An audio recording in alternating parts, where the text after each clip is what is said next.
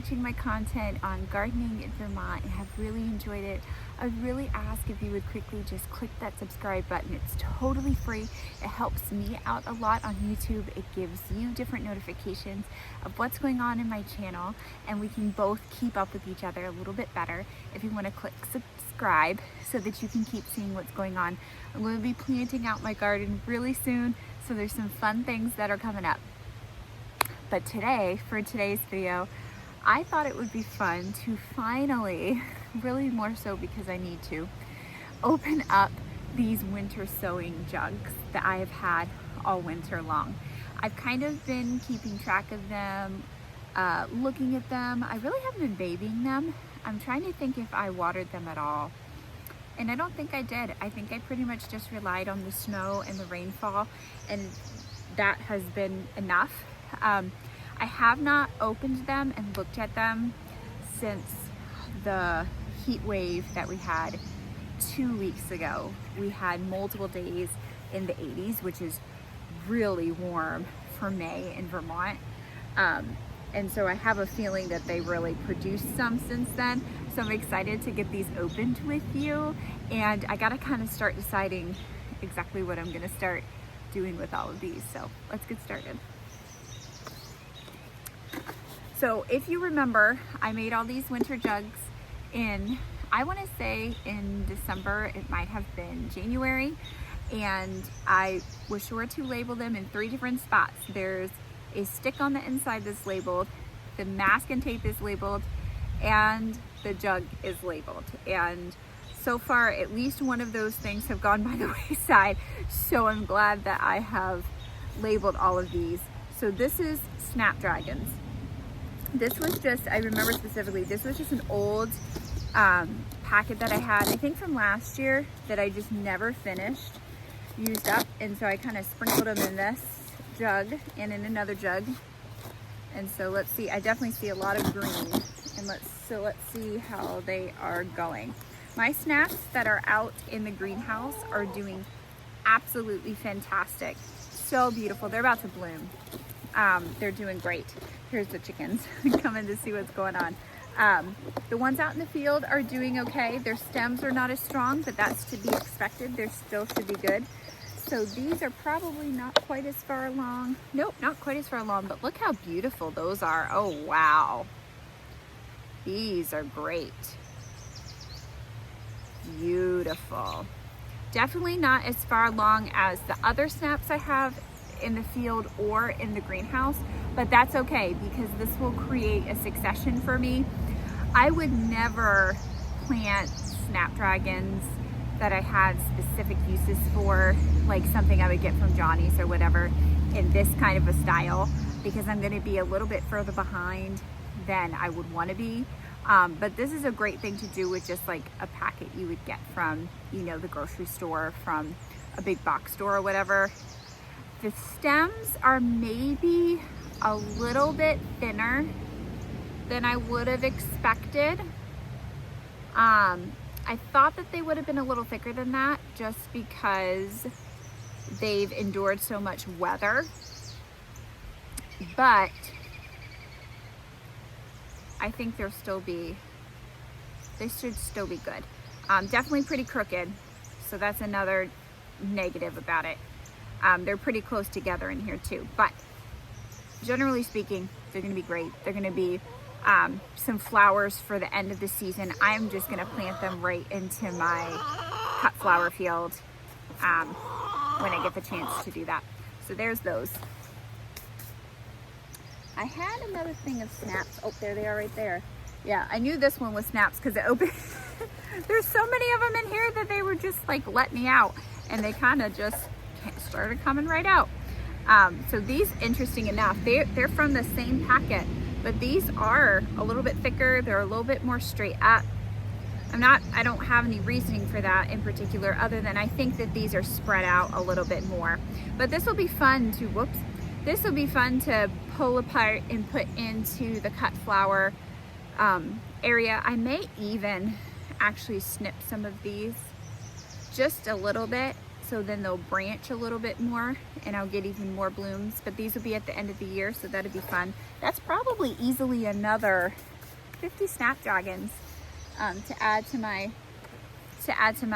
cut flower garden, so that's cool. These are supposed to be pansies, and this is okay. I've got a couple of things. I've got a little bit in there, nothing that was really worth growing at all, to be honest with you. Like, they grew, it's okay. I've got a few things, but wasn't worth it because we're past pansy season. We're on to petunia season, so I'm not even going to do anything with those few that are in there. Let's see what this one is. Oh, lavender. I've been keeping an eye on this one because I was really hoping that it would do well, because I really wanted some lavender. But I think next year I'm just going to have to focus on putting them in 6-packs and putting them under the grow lights, because I don't think this worked. We'll see. But oh, I got a couple of seedlings. So I've got two seedlings in there, but not very big. I mean, it's worth me keeping them in there and letting them grow and see how they do, but not super impressed with that one. All right, let's see what this one is. Bells of Ireland. So this was more Bells of Ireland. Again, I will put these right into the cut flower garden, whatever is in here, just for a little bit of extra. Oh, cool. Look at that. I've got 3 in there, maybe 4 in there. They're not humongous, but they're definitely, especially that one, are valuable. They will come through, and I'll be able to use those neat. So that does work if you want to do Bells of Ireland. 3 of those. I didn't put very many seeds in there in general, so probably not all of them came up, but a good amount of them did. Let's see what this was supposed to be. I don't think I have anything in here. I don't know. What does this say? Larkspur. This was the one that I had an old pack of. Oh, it's probably 3 or 4 years old, and I sure did not get anything from that pack. That is not surprising. Definitely not surprising at all. Yarrow. I've already got at least 4, maybe 8 plants of yarrow in the greenhouse, and now I'm gonna have more yarrow. Yarrow is in perennial. It'll come back every year, and it is, oh wow, and it is big and bushy. It is great for cut flowers. Let me get that weed out of there. We don't want a weed. Beautiful. So I have 1, 2, looks like I have 3 or 4. I have 4 different plants, 5 different plants that are growing, and boy, they've really done well. They're doing really good. That is thrilling. So these are gonna go, all my yarrow is gonna go in different spots in my landscape that I have. I have a couple of new beds that I've started, and I'm gonna add those.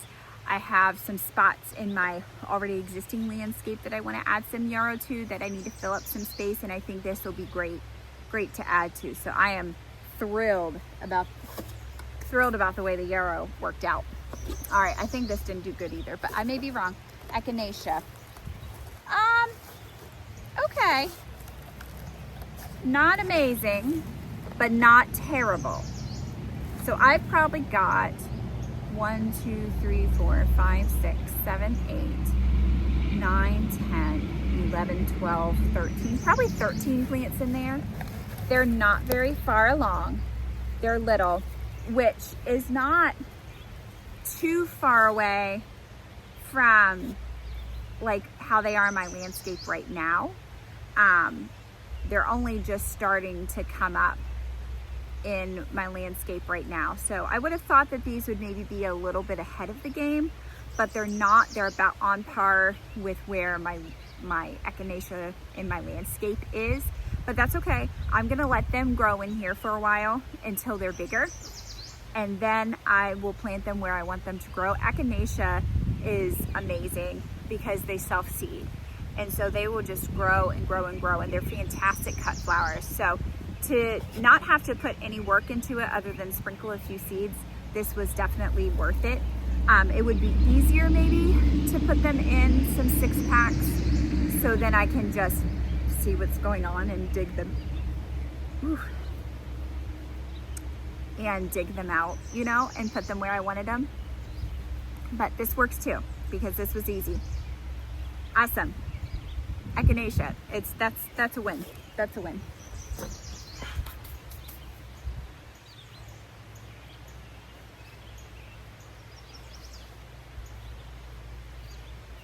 All right, oh, I know what this one is.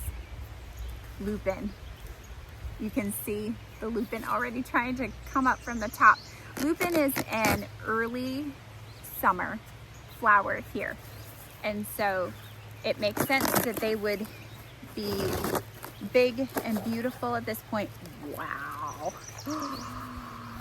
Look at that. Oh my goodness. These are even further along than the ones in the greenhouse.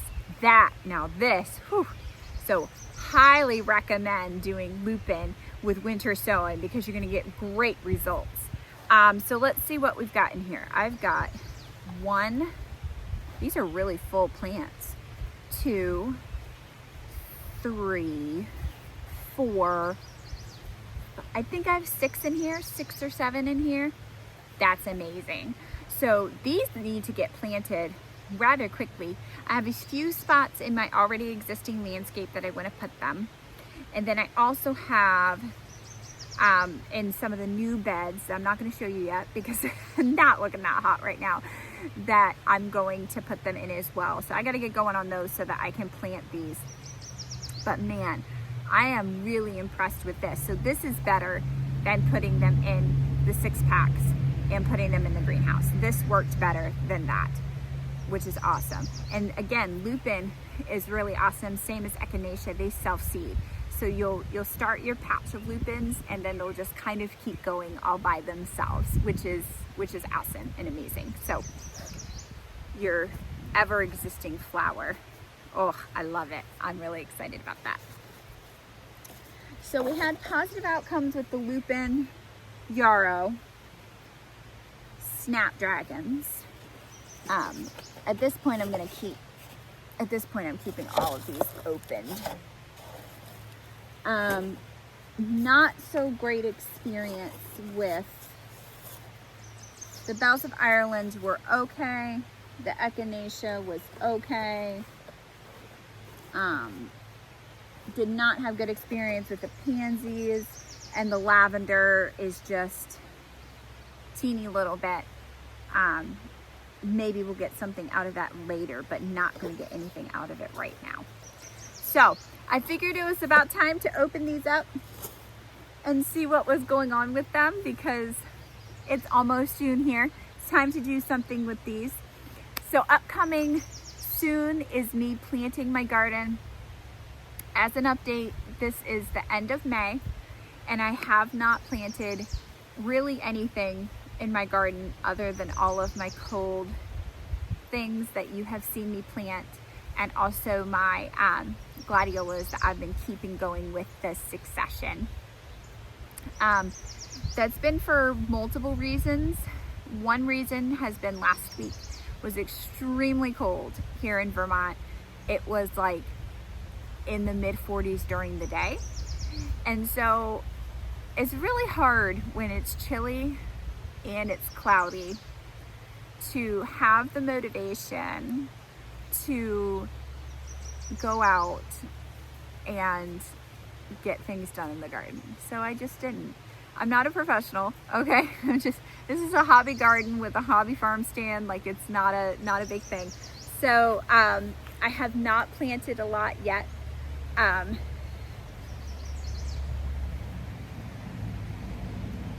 All of my raised beds are done, which I had showed you already. My cold tolerant flowers are done, which I showed you already.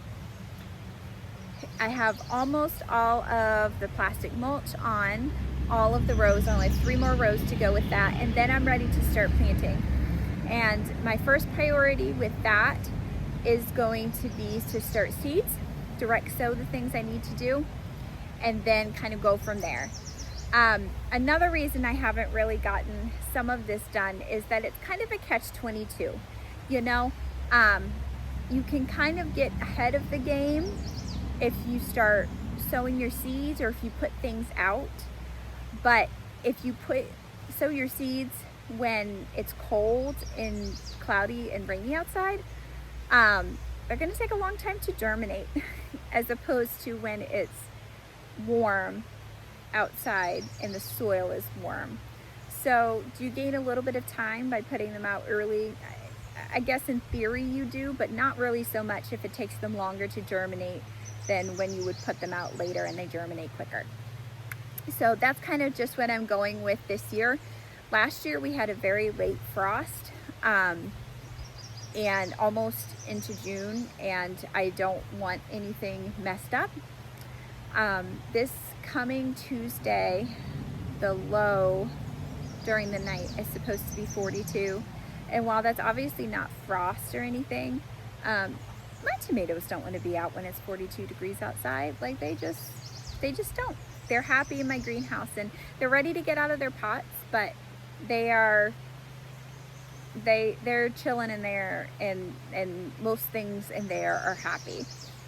So we're going to do seeds, and then we'll put out cabbages and peppers, and then we'll put out the warm things, which is tomatoes, dahlias, and pumpkins. So you can look forward to all of that, and then it's time to watch it start growing. So that's fun too. But thank you for coming along. Thank you for following the journey, and I hope you learned something today about winter sowing and the results from that. Until I see you next time, keep growing. Bye.